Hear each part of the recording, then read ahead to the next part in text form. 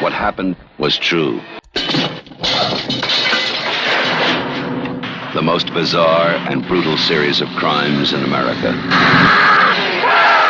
The Texas Chainsaw Massacre is a film that was released in the early 1970s, 1974 to be exact.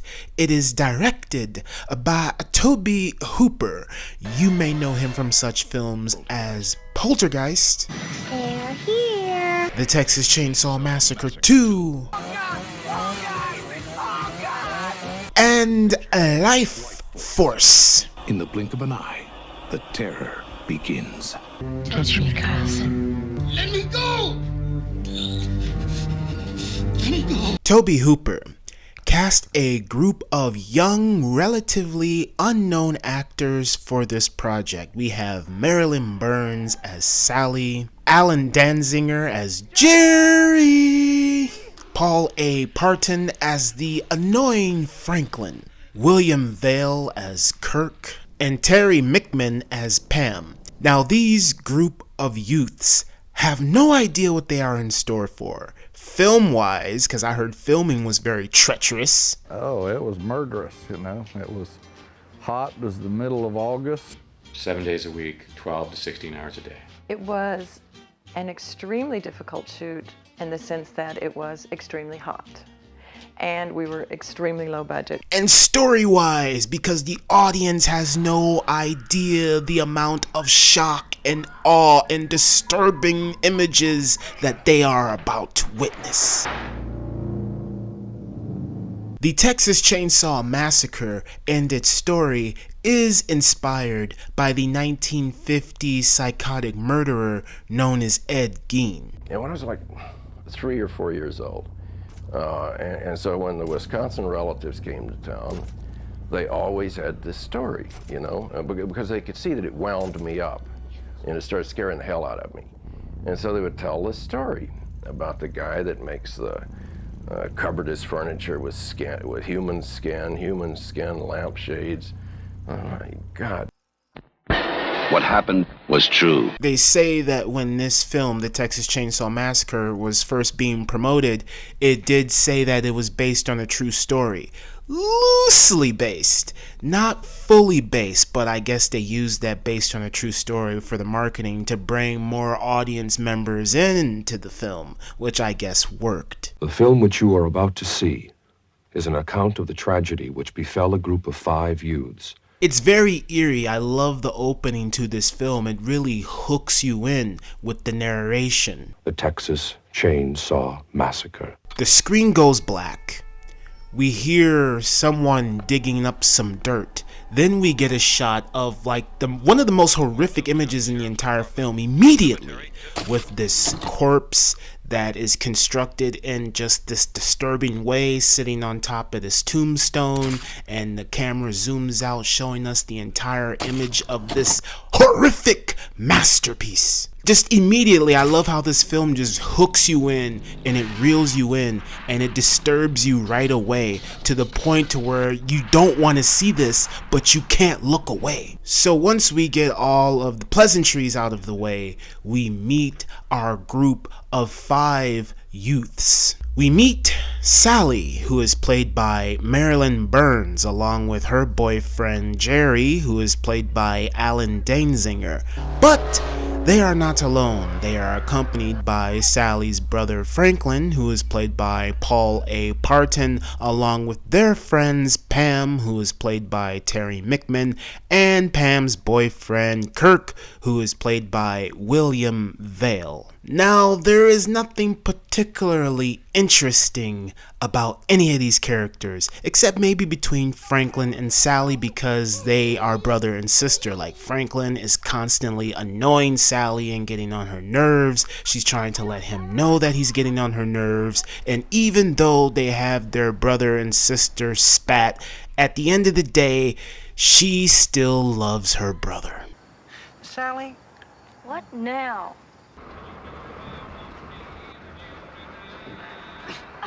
What's that? And this is an interesting moment in the film because you can say there is some social commentary here because they start talking about the slaughterhouse and how it stinks and how they used to kill the animals versus to how they kill the animals now. So I do find the conversation that they're having here within the film to be intriguing. They'd start squealing and freaking out and everything, and then have to come up and bash them 2 or 3 times. Now they got this big air gun that shoots a bolt into their skull and then retracts it. It's just boom, goes boom. Now the action in the film doesn't pick up until they decide to pick up a hitchhiker who is played by Edwin Neal. Oh, he's weird looking. No. Yeah, I agree with that sentiment. Don't pick up hitchhikers. This hitchhiker, immediately, you can tell he's not a normal hitchhiker. He is a weirdo. You can pay me now. Huh? $2. It's a good picture. So after this huge freak out and the situation escalating, they finally pull the van over, they kick the hitchhiker out, and I love the way Tobe Hooper directs this moment because it feels like you're really put in the position of these characters being with this hitchhiker, seeing this weird crap, kicking him out of the van, and then the shot through the van, seeing the hitchhiker outside of the window acting a fool is just, it just looks so surreal, and it's terrifying.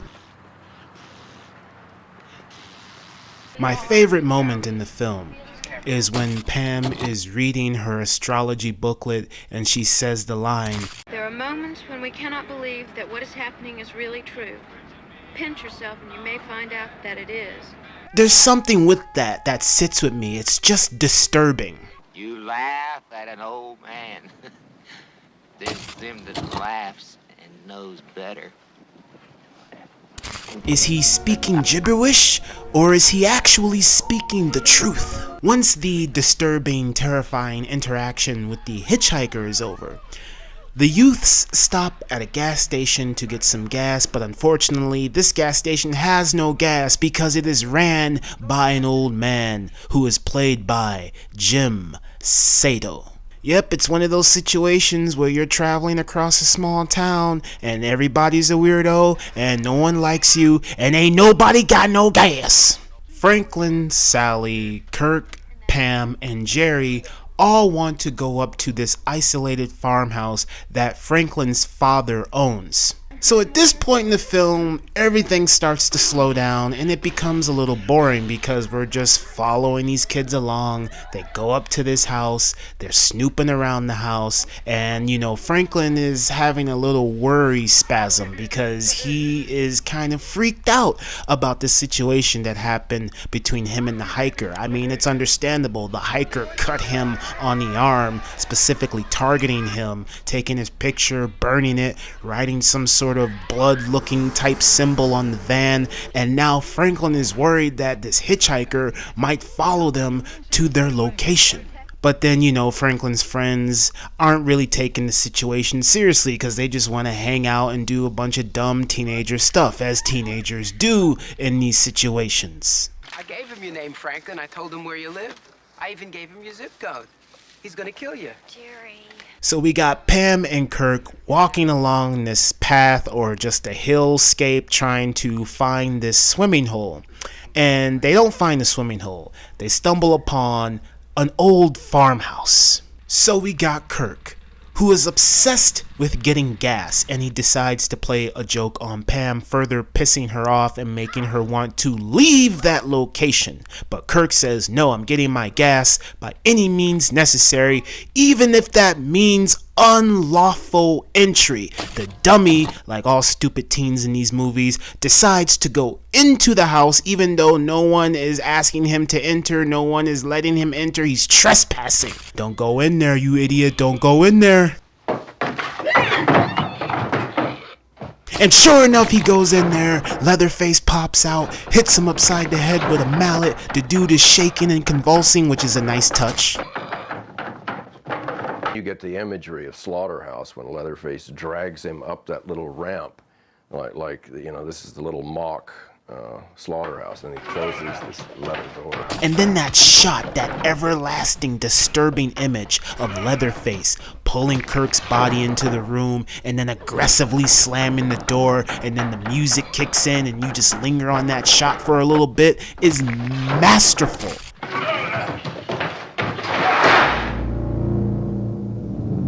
So now at this point we're like, what the hell's about to happen here? Because Kirk is clearly dead. Pam decides to investigate to see what's going on. I'm put in the position of her character like, wow, this is just extremely disturbing stuff. The acting performance from Terry Mickman here is solid because I believe in what's happening. I believe that meat hook is in her back and she's struggling trying to get it out. So just the technique that the filmmakers use along with the performance from the actor here, all of the elements and then how it feels so surreal and realistic is what makes this whole thing work as a whole. Is anybody here? Unlike Kirk, Jerry doesn't just walk in there like he owns the place. He's actually cautious. He's actually like, hey, you know, is anyone home? Are my friends in there? It's not until Jerry sees Kirk's towel on the patio to where he's like, okay, maybe my friends are playing a joke on me. Now this moment is absolutely terrifying and freaky because Pam pops out of the freezer all irate. Jerry turns around freaking out, screams like a girl. Leatherface hits him over the head with the mallet. At this point in the film, we really get a sense of what Leatherface is going through.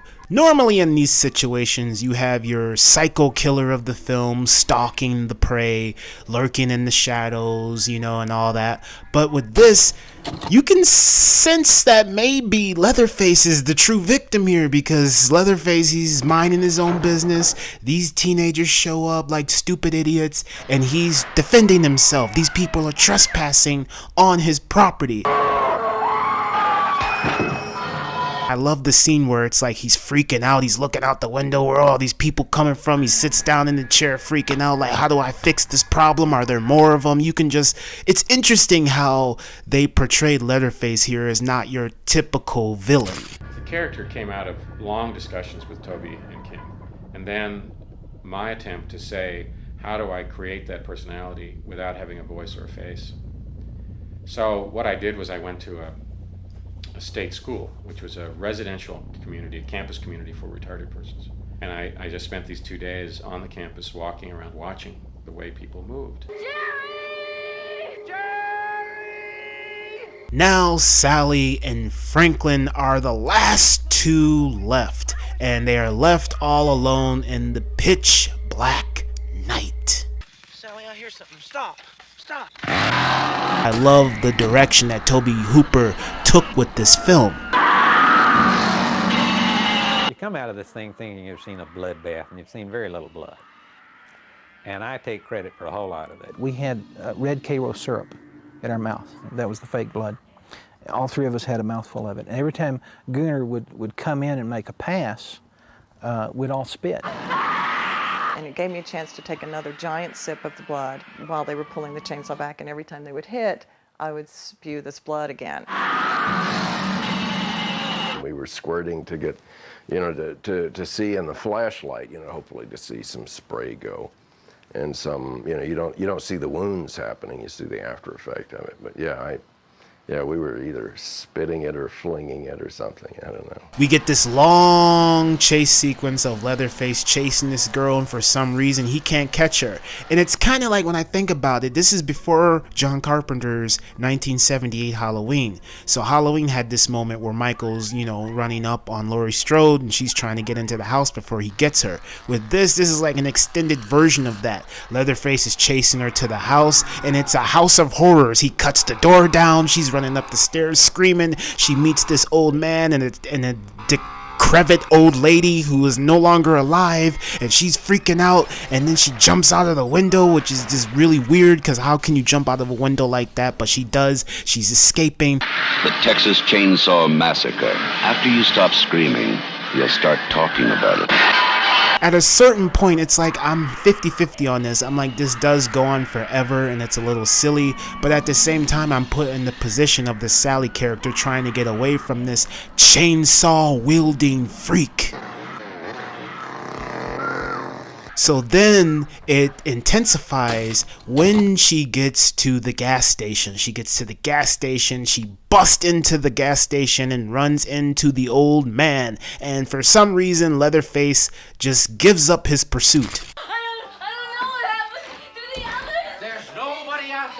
Sally is sitting here and the old man, he's trying to comfort her, saying, oh yeah, I've got you now, everything's gonna be okay, I'm gonna take care of you. So in this moment where it's really just quiet, he goes to his truck, he pulls his truck up, and the interesting thing about this film is that you hear these news broadcasts of these horrific, grisly things happening throughout the film. So throughout the film you hear this news reporting on all this gruesome stuff. And it's very interesting. It definitely adds another layer to the film. But in this moment in particular, where it's just silent and you hear that news report in the background and you know Leatherface is out there and the old man's trying to save her.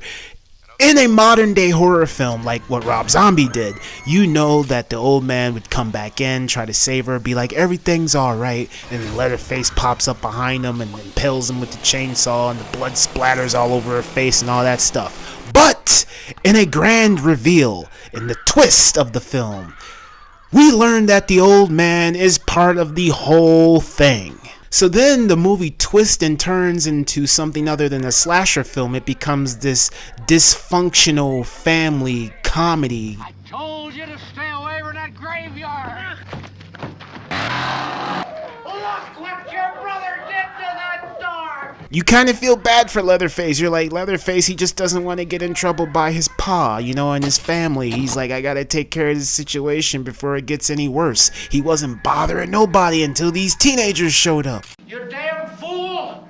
You ruined the door! He does the butchering, he wears a smock, and he doesn't like the work. He feels guilty, but he's scared of his family, what they'll do to him. It just becomes so surreal and just like, there are no words to describe it. It's just like a house of horrors. Like if anyone was to create a haunted house, the Texas Chainsaw Massacre gives you the blueprint for a haunted house right here. Nothing. He's just a cook.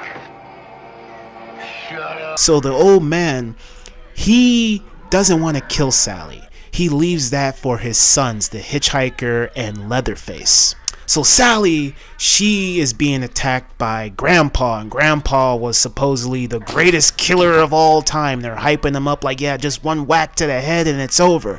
But he's an old man. He was spry earlier when he was sucking Sally's blood, but now he can't even hit the damn woman over the head, but you can tell he's having a good time. But unfortunately, the young hitchhiker lets his ego get the best of him, and he wants to take a whack at Sally, so he lets her go, and that gives her the opportunity to escape. His big semi truck comes, runs the hitcher over, so he's clearly dead.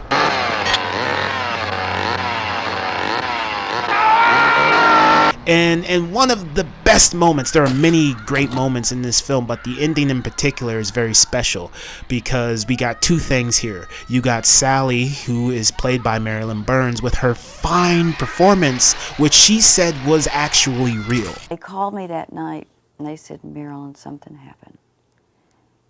We didn't get it. I said, you didn't get what? We didn't get it. We got to reshoot this. So when I was crazy at the end of the movie, laughing hysterically, that was not acting. That was me having to go back and do this one more time.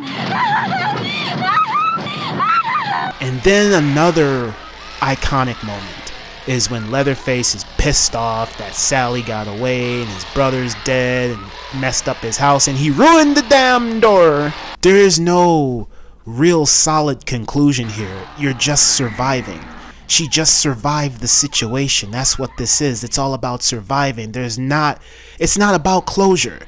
there's no real closure here. There's no like come-upping for the villain, like, oh yeah, he's gonna get what's coming to him. It's just pure survival, and that's what Sally did. She survived to the end of the film. She survived this ordeal of her friends being slaughtered in front of her, this chainsaw wielding maniac trying to kill her, being witness to this horrific, disturbing family in their weird ways. Her laugh at the end is justified. The chainsaw dance at the end is terrifying. The way this movie ends is just mwah, it's spectacular. It's everything that a person can want in not just a horror film, but just in a movie in general. This is truly a scary movie. This is truly a scary movie. This is one of those situations where, you know, when you're a kid, stuff scares you easily. Then you become an adult and you watch that scary thing again and you're like, oh, this isn't as scary as I remember it. Texas Chainsaw Massacre still holds up. It's still a terrifying, scary movie visually. The performances, Leatherface, the technique, the mood, the atmosphere, the realistic nature of the film, how it's shot in a realistic sense, it still holds up. In 2025 and beyond, it still holds up. It doesn't feel dated, even though it takes place in the 70s and it's got that 70s aesthetic to it. It doesn't feel dated. This is a glorious film. I love this film because it is truly scary. And I rarely say that for movies. Like sometimes you're like, oh yeah, this is an exciting horror movie. This is a fun horror movie. This isn't necessarily scary, but it's good. Texas Chainsaw Massacre is all those things, but it's scary at the same time. This is a classic movie, and it still holds up. I love the Texas Chainsaw Massacre 1974, and dare I say, I will say, I do think it is one of the scariest movies ever made of all time. That's all I have to say. He's gonna get you, Franklin. He's coming to get you. You don't think it means anything? We'll protect you if he tries to get you.